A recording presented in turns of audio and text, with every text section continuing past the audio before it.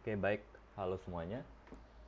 Selamat pagi. Sebelumnya perkenalkan, nama saya yang akan gede Marvin Cakra Dharma dengan NIM 250101078. Dalam kesempatan ini saya akan mempresentasikan makalah mengenai tantangan dan peluang artificial intelligence pada dunia pendidikan.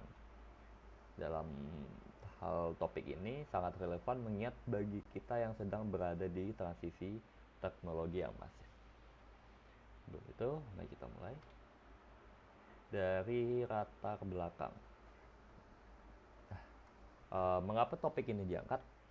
Jadi kita kini berada di era masyarakat 5.0 di mana teknologi berkembang pesat. Transformasi digital ini bukan lagi pilihan, melain kebutuhan yang membawa perubahan dasar pada cara kita belajar dan mengajar. Oleh karena itu, AI menjadi isu strategis yang harus kita pahami secara mendalam.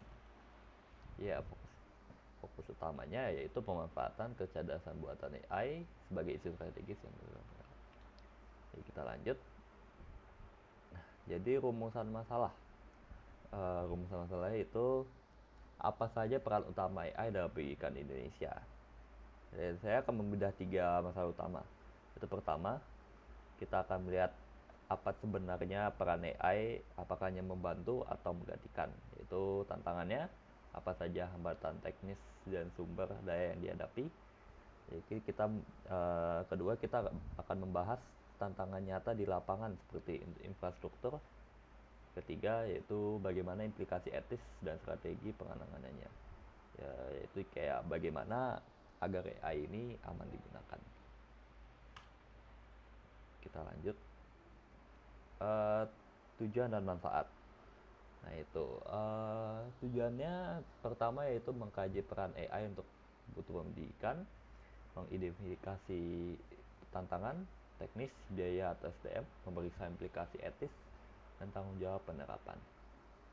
Kalau dari akademis itu rujukan untuk penelitian lanjutan, institusi dasar strategi implementasi, pemerintah, masukan untuk regulasi kebijakan yang inklusif. Intinya itu tujuannya jelas, yakni memetakan potensi sekaligus risiko AI. Manfaatnya diharapkan dapat dirasakan oleh institusi pendidikan untuk menyusun strategi pelatihan SDM yang saya bacakan tadi, serta bagi pemerintah dalam merumuskan kebijakan yang melindungi privasi data. Kita lanjut. Dan peran dan peluang AI, yaitu AI itu menawarkan solusi konkret. Contohnya AI bisa mengenali gaya belajar siswa sehingga materi yang diberikan lebih personal.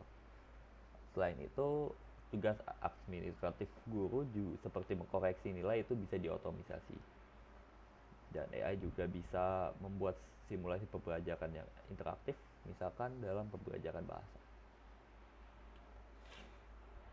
Kita lanjut dari slide ke-6. Itu adalah kelebihan menggunakan AI.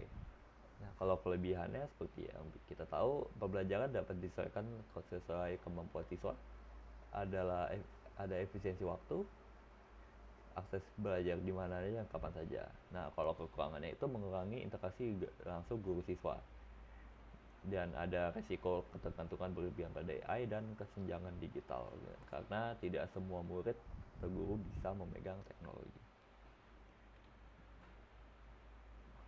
Implikasi etis. Mungkin ini bagian krusial.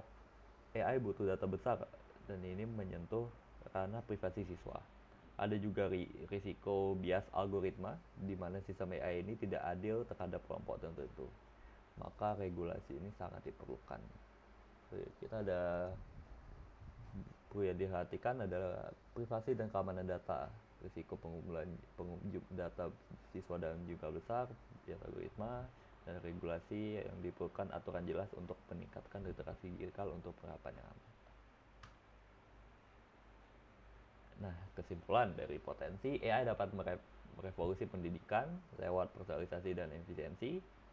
Hambatannya itu infrastruktur, biaya tinggi, dan kesiapan sumber daya manusia yang masih menjadi kendala.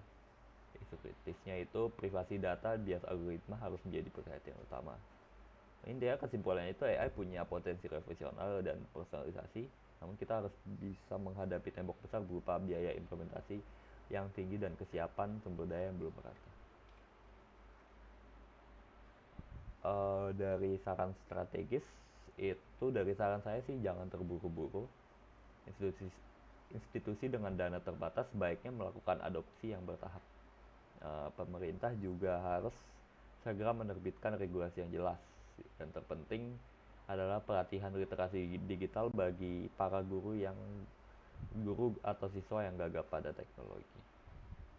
Itu ini ada langkah-langkahnya. Langkahnya dari kolaborasi kerjasama kepada antara pemerintah, adopsi bertahap bagi institusi yang dengan sumber daya terbatas, regulasi dan pelatihan. Oke, demikian presentasi dari saya. Saya berharap wawasan ini bermanfaat bagi pengembangan pendidikan kita ke depan. Terima kasih. Saya itu teknologi adalah alat, namun pendidikan tetap membutuhkan sentuhan manusia.